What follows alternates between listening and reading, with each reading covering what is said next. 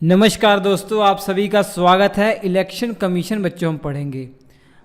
कोई भी एग्ज़ाम उठाकर देख लीजिए, एग्ज़ामिनर का ये फेवरेट टॉपिक होता है। इंडियन पॉलिटी में जैसे निर्वाचन आयोग हो गए, राष्ट्रपति हो गए, पंचायत सिस्टम हो गया, ये ऐसे टॉपिक हैं जो एवरग्रीन टॉपिक माने जाते हैं। जब भी एग्ज़ामिनर पॉलिटी से प्रश्न बनाता है तो यहाँ ज़रूर देखता है। तो ये मिस मत कीजिएगा, पूरा वीडियो देखिएगा, क्योंकि इस पूरे वीडियो के अंदर आपको इलेक्शन कमीशन के बारे में संपूर्ण जानकारी मिल जाएगी। हमारे संविधान में इसको संवैधानिक दर्जा दिया हुआ है। आर्टिकल 324 से 329 आप पढ़ेंगे ना, अब तो बाद में एक और जोड़ दिया गया है 329A, इसको भी बता दूंगा मैं। तो ये सभी चुनाव और चुनाव आयोग से संबंधित है। तो कंप्लीट आपको मैं पढ़ाने वाला हूँ इस वीडियो के लिए। हालांकि भले मैंने यहाँ पर यूपीएससी, स्टेट पीएससी लिखा है, लेकिन अन्य एग्ज़ामों के लिए भी ये यूज़फुल है। ठीक, सबसे पहले देख लीजिए। सबसे पहले तो यही प्रश्न बनता है ना, क्या चुनाव आयोग और को हमें चुनाव आयोग को संवैधानिक दर्जा मिला हुआ है? जी हाँ, बिल्कुल मिला हुआ है। हमारे संविधान का भाग 15 आप उठाकर देख लीजिए, 15वां चैप्टर, उसमें निर्वाचन और निर्वाचन आयोग से संबंधित बातें लिखी हुई हैं। इस चैप्टर के अंदर आर्टिकल 324 से 329 ये आर्टिकल है। हालांकि चुनाव आयोग या निर्वाचन आयोग बात एक ही है। निर्वाचन आयोग से संबंधित एक ही आर्टिकल है 324, तो सबसे महत्वपूर्ण आर्टिकल 324 ही है। जो भी पढ़ाने वाला हूँ ना, 90% जो प्रश्न आएगा इस टॉपिक से तो चुनाव आयोग से संबंधित आएगा। इसके अलावा चुनाव से संबंधित भी कई बातें हैं, वो आर्टिकल 325 से 329A तक है, वो भी मैं आपको समझा दूंगा, जो कि 10% पोर्शन कवर करता है। तो चलिए शुरुआत करते हैं बच्चों, डिटेल में पढ़ाऊंगा, मज़ा आ जाएगा आपको। दिमाग में रखिएगा, संविधान के भाग 15 में आर्टिकल 324 से लेकर 329A तक ये आर्टिकल्स हैं। पहला प्रश्न तो यही दिमाग में आ गया आपके। उसके बाद ये याद रखिए, ये एक स्थायी निकाय है बच्चों। पेन बदलता हूँ तब अच्छे से आएगा समझ में आपको। येलो कर लेता हूँ। ये एक स्थायी निकाय है और स्वतंत्र निकाय है। लिखने में तो बहुत छोटी बातें हैं भैया, ये स्थायी निकाय, स्वतंत्र निकाय, इसका मतलब क्या है? स्थायी निकाय का मतलब ये है बच्चों कि इसका एक बार गठन हुआ है 25 जनवरी 1950 को, तब से लेकर कभी भी इसको हटाया नहीं गया है। एक बार गठित हो गया है तो उसके बाद हमेशा के लिए ये हो गया है। ऐसा नहीं कि इसकी जब ज़रूरत पड़ेगी तब इसको गठन किया जाएगा। कहने का भाव ये है कि ऐसा नहीं है कि चुनाव होंगे तो उससे पहले भैया एक चुनाव आयोग गठित कर लिया जाएगा। नहीं, ऐसा नहीं होता है। ठीक है, ये एक बार गठित हो गया तो हमेशा के लिए इसका ऑफिस वो बरकरार है। ठीक, स्वतंत्र निकाय का मतलब यह है कि सरकार का इस पर कोई जोर नहीं है, सरकार से पूरी तरीके से स्वतंत्र है। इसको बार बार परमिशन नहीं लेनी पड़ती कि क्या किया जाए, कैसे चुनाव करवाया जाए। ये स्वतंत्र निकाय है, स्वतंत्रता पूर्वक काम करता है। जैसे सुप्रीम कोर्ट है वैसे ही एक स्वतंत्र निकाय है। ठीक, जैसे इंडिया में बार बार आरोप लगते हैं कि चुनाव आयोग पक्षपात कर रहा है, लेकिन ऐसा नहीं होता है, क्योंकि ये एक स्वतंत्र निकाय है। इस पर ना केंद्र सरकार का ना राज्य सरकार का कोई जोर चलता है। ठीक, और आर्टिकल 324 के अंदर चुनाव आयोग का उल्लेख किया गया है। इसमें बहुत सारी बातें हैं आर्टिकल 324 में, सब एक एक करके मैं आपको समझा दूंगा। सबसे पहले तो ये जानिए कि आर्टिकल 324 में लिखा है भैया, शुरू से लेकर अभी तक आज यही लिखा हुआ, आज भी यही लिखा हुआ, कोई संशोधन नहीं किया गया हमारे आर्टिकल 324 में। इसमें लिखा हुआ है कि हमारे देश के अंदर एक मुख्य निर्वाचन आयुक्त होंगे। मुख्य निर्वाचन आयुक्त का मतलब वही चीफ इलेक्शन कमिश्नर जिसको इंग्लिश में बोला जाता है। इसके अलावा अन्य इलेक्शन कमिश्नर होंगे, लेकिन कितने होंगे वो राष्ट्रपति तय करेंगे। राष्ट्रपति आपको मालूम है किसकी सलाह पर काम करते हैं? केंद्र सरकार की सलाह पर काम करते हैं, या कहा जाए मंत्रिपरिषद की सलाह पर काम करते हैं। तो सरकार जितने चाहेगी उतने संख्या में निर्वाचन आयुक्त गठित कर सकती है। ये सरकार के ऊपर छूट दी गई है। लेकिन वर्तमान में आप जानते हैं एक मुख्य निर्वाचन आयुक्त हैं और 2 जो है अन्य अन्य इलेक्शन जो कमिश्नर हैं उनकी सीट है। लेकिन आज की डेट में बोलूँ एक सीट खाली है। तो ये वर्तमान में आज की डेट में एक मुख्य निर्वाचन आयुक्त हैं और एक ही अन्य निर्वाचन आयुक्त हैं।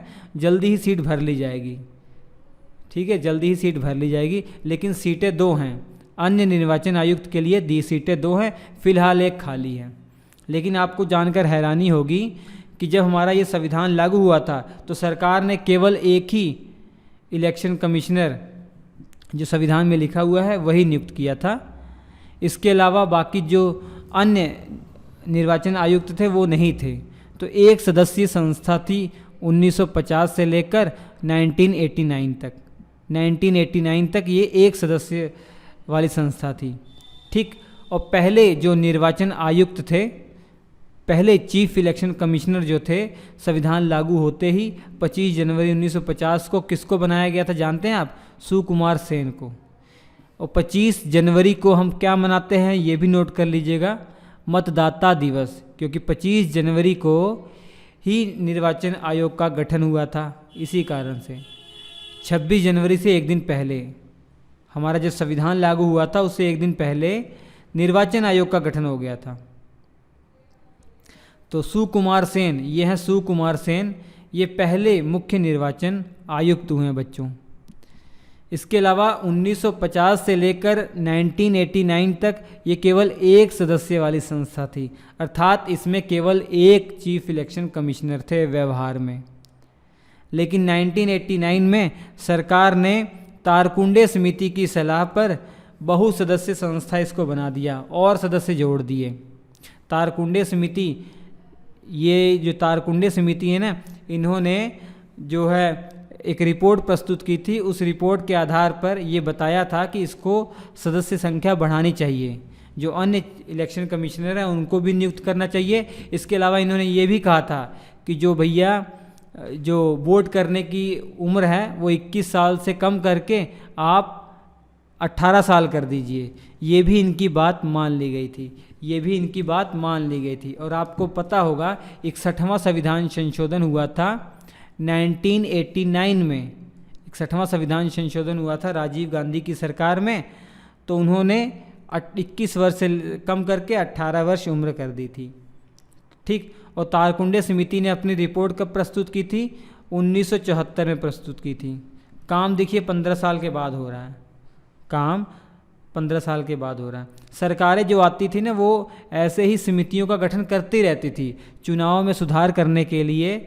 चुनाव सुधार के उद्देश्य से नई नई समितियों का गठन होता था। ऐसे ही एक तारकुंडे समिति थी। तो तारकुंडे समिति की बात मानकर 1989 में मुख्य निर्वाचन आयुक्त के साथ अन्य निर्वाचन आयुक्तों का गठन तो कर दिया, लेकिन एक साल के बाद 1990 में सुप्रीम कोर्ट ने एक्शन ले लिया। सुप्रीम कोर्ट ने तुरंत बोल दिया कि नहीं भैया, इनको ख़त्म कीजिए, एक ही निर्वाचन आयुक्त होंगे, वो भी मुख्य निर्वाचन आयुक्त है। तो फिर से इसको एक सदस्य संस्था बना दिया गया, एक ही सदस्य वाली संस्था बना दिया गया 1990 में। लेकिन उसके बाद फिर से चुनाव सुधार के लिए एक समिति का गठन किया गया, गोस्वामी समिति। दिनेश गोस्वामी के नेतृत्व में इस समिति का गठन किया गया। इसको गोस्वामी समिति कहा जाता था। तो इसने सिफारिश की, तो इसकी सिफारिश पर 1993 में 2 अन्य निर्वाचन आयुक्तों का गठन कर दिया गया। एक मुख्य निर्वाचन आयुक्त के साथ 2 अन्य निर्वाचन आयुक्तों का गठन कर दिया गया।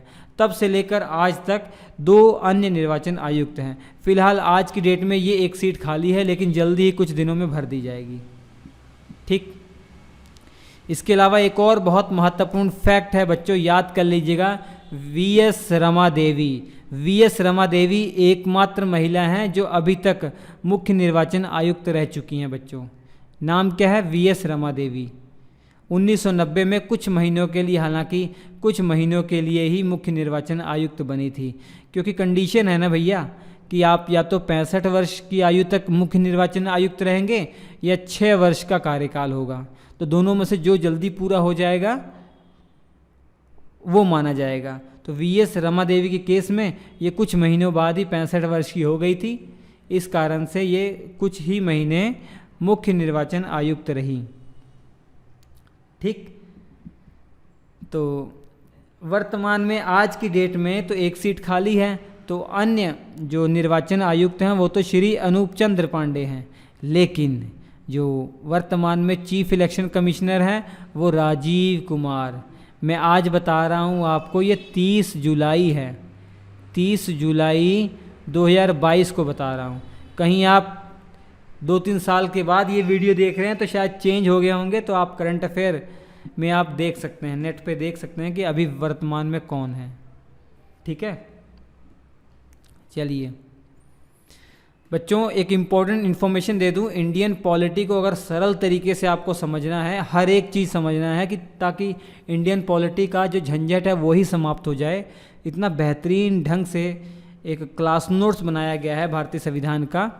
चैप्टर वाइज क्लास नोट्स हैं और इम्पोर्टेंट चीज़ें जो परीक्षा में पूछी जाती हैं वो सब इंक्लूड किया गया उसमें, और सरल शब्दों में लिखा है। पहली बात, सबसे महत्वपूर्ण बात यह है कि सरल शब्दों में है। अगर इंडियन पॉलिटी आपने कभी नहीं पढ़ी होगी तब भी आपको समझ में आ जाएगा, तो ये ले सकते हैं।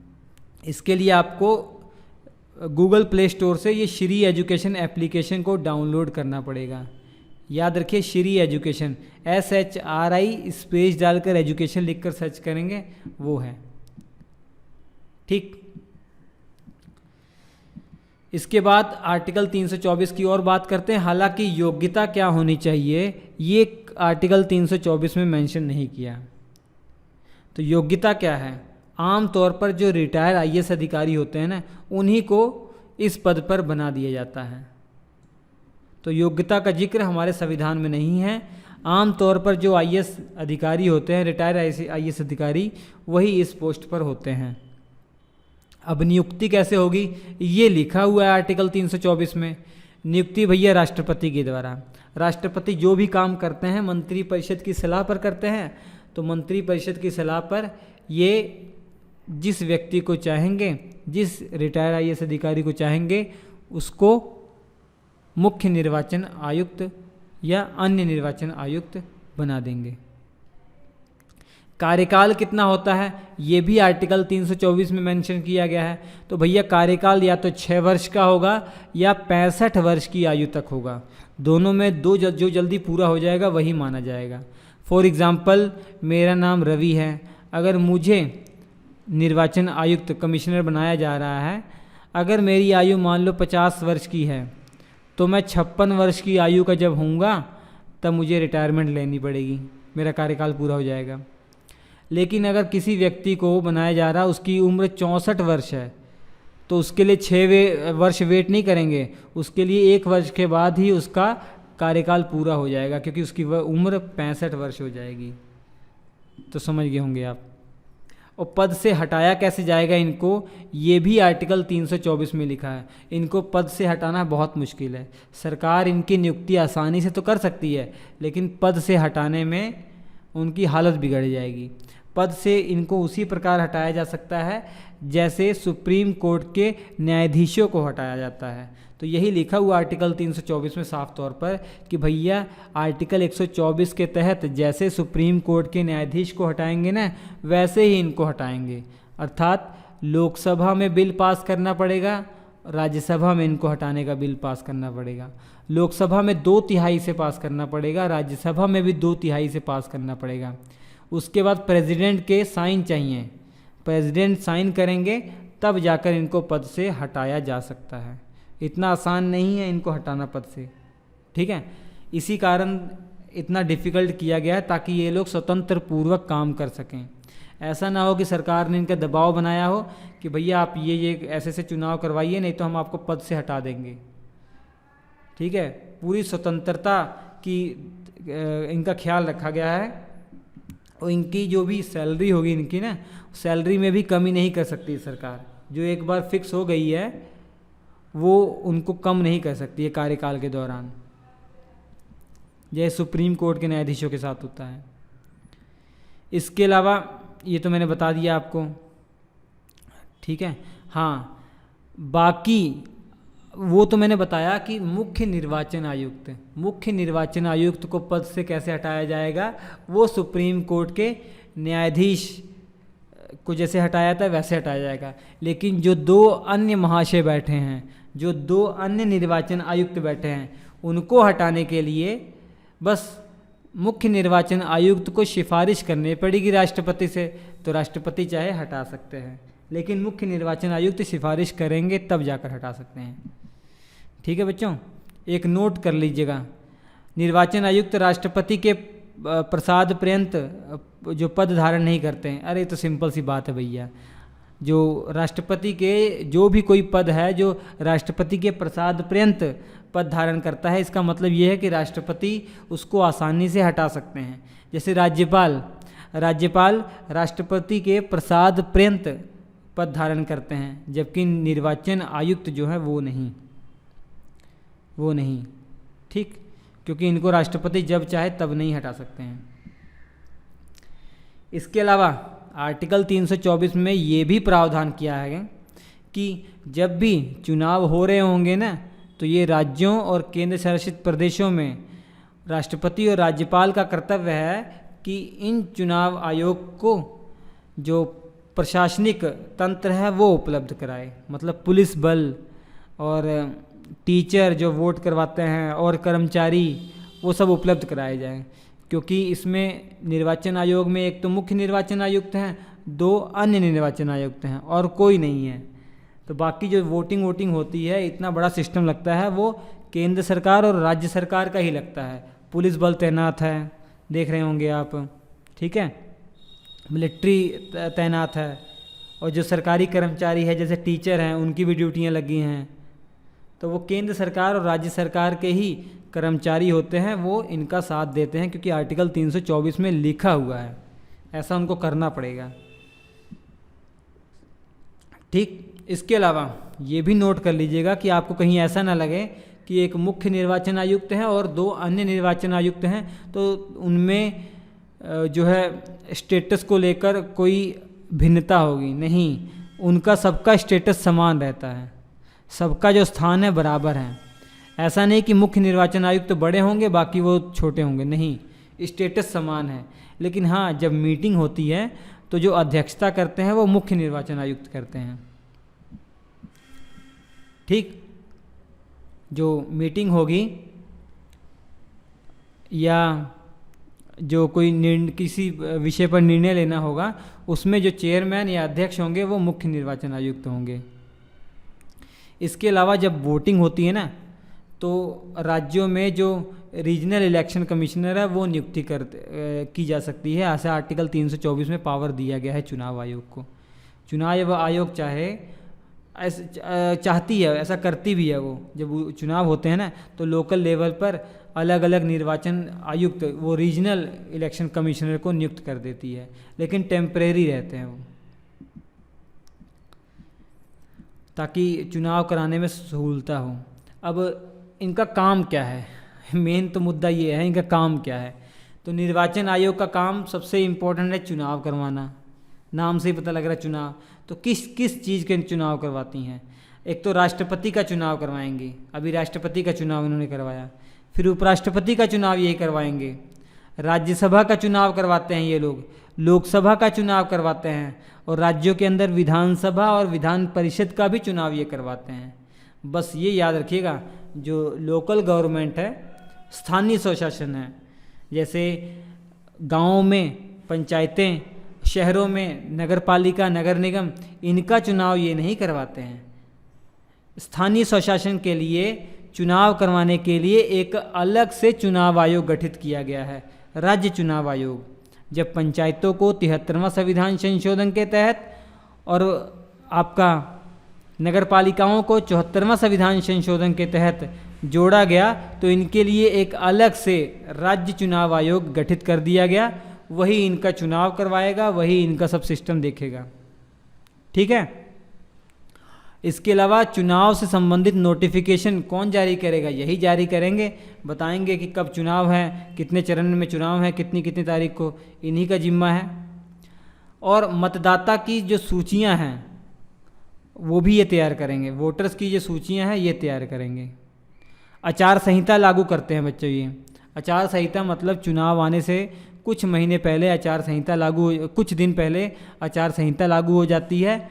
उसमें कई प्रकार की रिस्ट्रिक्शन होती हैं कि जैसे चुनाव प्रचार एक तरीके से बंद हो जाता है, और आप अगर सोशल मीडिया से कोई बयानबाजी कर रहे हैं उस पर कंट्रोल किया जाएगा कि आप कुछ भी ऐसे नहीं स्टेटमेंट दे सकते किसी धर्म को लेकर, किसी विशेष चीज़ को लेकर, या सरकार जो पावर में है कहीं ऐसा ना हो कि सरकार आचार संहिता में बहुत बड़ा ऐलान कोई कर दे कि भैया आपको ये मुफ्त मिलेगा, भर भर के नौकरियां ले आए ताकि जो वोटर हैं वो आकर्षित हो जाएं। ऐसा सब रोकने के लिए आचार संहिता लागू की जाती है। तो आचार संहिता जब लागू होती है उस दौरान ये सब नहीं किया जाता। ठीक, इसके अलावा चुनाव संबंधी अगर कोई विषय होंगे ना तो उसकी जो प्रारंभिक सुनवाई वो चुनाव आयोग करेगा। अगर यहाँ चुनाव आयोग से कोई सेटिस्फाइड नहीं है तब वो जा सकता है ऊपर हाई कोर्ट या सुप्रीम कोर्ट जा सकता है। लेकिन एक बात का आपको ख्याल रखना है, राष्ट्रपति और उपराष्ट्रपति के चुनाव में कोई भी विवाद हो गया, कोई भी विवाद चाहे छोटे से छोटा विवाद हो गया, तुरंत सुप्रीम कोर्ट उसकी सुनवाई करेगा। आर्टिकल 71 में स्पेशल लिखा हुआ है, आर्टिकल 71 में ये स्पेशल लिखा हुआ है। ठीक है, उसके लिए ऐसा नहीं होगा कि चुनाव आयोग ही सुनवाई करे, नहीं, तुरंत सुप्रीम कोर्ट में सुनवाई होगी। इसके अलावा बच्चों परिसीमन करवाना, डीलिमिटेशन, इसमें कुछ नहीं है। जैसे आप जानते हैं कि वर्तमान में 545 सीटें हैं लोकसभा में, 245 राज्यसभा में हैं। ये तो जनसंख्या के आधार पर निर्धारित की गई है ना, जनसंख्या बढ़ेगी तो इनकी भी सीटें बढ़ाएंगे। और जो चुनाव क्षेत्र होते हैं, जैसे कोई लोकसभा क्षेत्र है, कई गांवों को मिलाकर, कई शहरों को मिलाकर लोकसभा क्षेत्र हो गया, कई जिलों को मिलाकर, ऐसे ही कई गांवों को मिलाकर आप जानते हैं कि विधानसभा क्षेत्र होता है। उनका एरिया बढ़ाना या घटाना और इनके नंबर बढ़ाना या घटाना, वही डीलिमिटेशन है, परिसीमन है। ठीक है, तो ये करवाने का काम ये करते हैं। ठीक, तो उसके लिए इनको सरकार से कहकर कानून पास करवाना होता है। सरकार कानून पास करेगी तब ऐसा होगा। ठीक, और हमारे संविधान के आर्टिकल 82 में लिखा भी हुआ है कि 10 वर्ष के अंदर परिसीमन किया जा सकता है, हर 10 वर्ष के अंदर परिसीमन किया जा सकता है। लेकिन सरकारों ने हर 10 वर्ष के अंदर परिसीमन नहीं किया, क्योंकि 82 में लिखा है कि किया जा सकता है, कंपल्सरी नहीं है कि करना है। तो वर्तमान में आज की डेट तक, जब से हमारा संविधान लागू है, आज की डेट तक केवल 4 बार परिसीमन करवाया गया है, केवल 4 बार परिसीमन करवाया गया है। ठीक है, और परिसीमन से संबंधित जो कानून है वो संसद बनाती है। जैसे 545 से मान लो 645 संख्या करनी है ना, तो सबसे पहले एक कानून पास होगा। मतलब चुनाव आयोग ने निर्धारित कर दिया कि भैया 645 सीटें होंगी।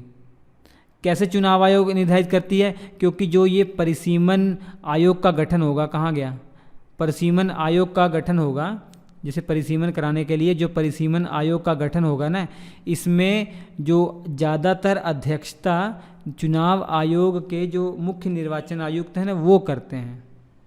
कई बार सुप्रीम कोर्ट के मुख्य न्यायाधीश इसकी अध्यक्षता करते हैं, तब भी जो मुख्य निर्वाचन आयुक्त होते हैं वो सदस्य के रूप में कार्य करते हैं। तो इन्हीं की मर्जी से संख्या बढ़ेगी या घटेगी, इन्हीं की मर्जी से जो लोकसभा क्षेत्र है या विधानसभा क्षेत्र है वो बढ़ेगा या घटेगा क्षेत्रफल उसका। तो होप आपको क्लियर हो गया होगा। ठीक, अगर उन्होंने डिसाइड कर लिया कि भैया 645 होनी चाहिए तो ये रिपोर्ट प्रस्तुत कर देंगे, उसके बाद संसद में एक कानून पास होगा, कानून पास हो गया तो भैया 645 सीटें हो जाएंगी फिर ऐसे। ठीक, परिसीमन आयोग के जो अध्यक्ष होते हैं वो ज़्यादातर मुख्य निर्वाचन आयुक्त होते हैं, लेकिन कई बार सुप्रीम कोर्ट के जज होते हैं। अगर सुप्रीम कोर्ट के जज अध्यक्षता कर रहे हैं तो जो निर्वाचन आयुक्त हैं, मुख्य निर्वाचन आयुक्त, वो सदस्य के रूप में कार्य करेंगे, पदेन सदस्य के रूप में कार्य करेंगे। पदेन सदस्य ये शब्द बहुत इंपॉर्टेंट होता है। जैसे बताइए, राज्यसभा के सदस्य सभापति कौन होते हैं? राज्यसभा के सभापति उपराष्ट्रपति होते हैं, लेकिन उनको क्या कहते हैं कि उपराष्ट्रपति भैया हमारे राज्यसभा के पदेन सभापति हैं। इसका मतलब ये है कि वो सभापति वही होंगे जो इस देश के उपराष्ट्रपति होंगे, और यहाँ भी इसका मतलब यही है कि वो सदस्य वही होगा जो इस देश का मुख्य निर्वाचन आयुक्त होगा। तो कहने का भाव ये है कि पदेन सदस्य का मतलब यही हो गया, इसका फीलिंग यही हो गया कि कोई पोस्ट उस हक से आप हासिल कर रहे हैं कि पहले से आपके पास कुछ पोस्ट है, तो ये है। इसके अलावा राजनीतिक दलों को मान्यता देना भी इनका काम होता है। ठीक है, कौन सी राजनीतिक दल राष्ट्रीय दल कहलाएगी, नेशनल दल कहलाएगी कि नहीं, नेशनल पार्टी है कि नहीं, वो सारी क्राइटेरिया अगर पूरा करता है तो चुनाव आयोग ही डिसाइड करेगा कि हाँ ये नेशनल पार्टी है। ये था आपका चुनाव आयोग के बारे में। अब इसके बाद बाकी चुनाव से संबंधित आर्टिकल हैं। आर्टिकल 325 सिंपल सी बात है, ये कहता है कि राज्य सरकार हो चाहे केंद्र सरकार हो, किसी भी व्यक्ति का वोट करने का वो अधिकार जो है ना, या वोटिंग लिस्ट में शामिल करने का अधिकार नहीं छीन सकती। किस आधारों पर? धर्म के आधार पर, मूलवंश, जाति, लिंग के आधार पर नहीं छीन सकती है। ठीक है, इसके अलावा किसी अन्य आधार पर छीन सकती है। जैसे आपने कोई क्राइम कर दिया है, देश विरोधी कार्य कर दिया है, तब छीन सकती है आपसे। लेकिन धर्म के नाम पर ऐसा नहीं कह सकती कि धर्म आप भैया इस धर्म के हो इसलिए आपको वोट करने का अधिकार नहीं है। मूलवंश के आधार पर, जाति या लिंग के आधार पर ऐसा नहीं कह सकती कि आप पुरुष हो भैया आप वोट नहीं कर सकते हो, आप महिला हो वोट नहीं कर सकते हो, ऐसा नहीं कर सकती है। ठीक है, इसके अलावा आर्टिकल 326 लोकसभा और विधानसभा के जो चुनाव होते हैं वो वयस्क मताधिकार के आधार पर संपन्न होते हैं। यही सिंपल तरीके से आर्टिकल 326 लिखा हुआ है। और वयस्क मताधिकार मतलब जिसकी उम्र 18 या उसके ऊपर हो वो वोट कर सकता है लोकसभा राज्य विधानसभा का, यही कहा गया है। इसके अलावा एक इम्पॉर्टेंट चीज़ इसे मैं जोड़ देता हूँ, राष्ट्रीय मतदाता दिवस 25 जनवरी को मनाया जाता है। ठीक है, वोट देने का अधिकार बच्चों मौलिक अधिकार नहीं है, इसको याद कर लीजिएगा, ऑप्शन में आता है इसलिए मैंने नोट बना के लिख दिया है। ये एक कानूनी अधिकार है। वोट करने का जो अधिकार है ये आपका कानूनी अधिकार है, ये मूल अधिकार नहीं है, नोट कर लीजिएगा। इसके अलावा आर्टिकल 327 बहुत इम्पोर्टेंट है और 328 भी बहुत इम्पोर्टेंट है। तो वही जो मैंने पहले आपको बताया हुआ है कि संसद को शक्ति दी गई है। ठीक है, संसद को शक्ति दी गई है क्या? परिसीमन के संदर्भ में कानून बनाने की। इसके अलावा मतदाता सूची तैयार करने के संबंध में नियम कानून बनाने की छूट दी गई है संसद को, इस संबंध में वो कानून बना सकती है। ऐसे ही 328 राज्य के लिए कहा गया है कि राज्य के अंदर जो चुनाव होंगे उस संबंध में वो प्रावधान कर सकती है, वो अधिकार उसको है। यही लिखा है आर्टिकल 328 में। इसके अलावा आर्टिकल 329 इसमें चुनाव संबंधी विषयों पर न्यायालय के हस्तक्षेप पर रोक लगाई गई है। मतलब आपको बताया था कि जो चुनाव संबंधी कोई भी अगर प्रारंभिक मामला रहता है तो तुरंत सुप्रीम कोर्ट, हाई कोर्ट नहीं जाएगा, उसकी प्रारंभिक सुनवाई चुनाव आयोग ही करेगा। लेकिन प्रेसिडेंट और वाइस प्रेसिडेंट का अगर मामला है वो तुरंत सुप्रीम कोर्ट में जाना चाहिए, उसके लिए चुनाव आयोग उत्तरदायी नहीं है। ठीक है, इसके अलावा एक और आर्टिकल 329 जोड़ा गया बच्चों, 29A बाद में जोड़ा गया। ए लिखा आ गया तो आपको समझ में आ गया, बाद में जोड़ा गया। सबसे पहला प्रश्न बनता है कब जोड़ा गया? तो 44वां संविधान संशोधन 1978 में जोड़ा गया। 44वां संविधान संशोधन बहुत महत्वपूर्ण था क्योंकि इंदिरा गांधी की सरकार ने जब 42वां संविधान संशोधन 1976 लाए थे वो उसमें संविधान के अंदर बहुत सारे उल्टा पुल्टा परिवर्तन कर दिए थे, तो उनको लगभग ठीक किया गया इसी संविधान संशोधन के तहत। तो आर्टिकल 329A में लिखा है यही कि भैया आर्टिकल 327 और 328 के तहत जो संसद और राज्य विधानमंडल को पावर दी गई है ना, उस पर उनको उसके लिए कटघरे में नहीं आप खड़ा कर सकते हैं, उसके लिए आप उन पर मुकदमा या केस नहीं कर सकते हैं जो उनको पावर दी गई है। अगर वो इस्तेमाल करते हैं तो उसके लिए वो कहीं के सुनवाई के हकदार नहीं होंगे, मतलब कहीं आप कोर्ट में नहीं जा सकते हैं। तो ये था बच्चों चुनाव और चुनाव आयोग। बहुत इम्पोर्टेंट है, मुझे अच्छा लगा होगा आपको, मैं पूरी उम्मीद कर रहा हूँ। शेयर ज़रूर कीजिएगा। हम आपसे मिलते हैं अगले एपिसोड में, तब तक के लिए नमस्कार।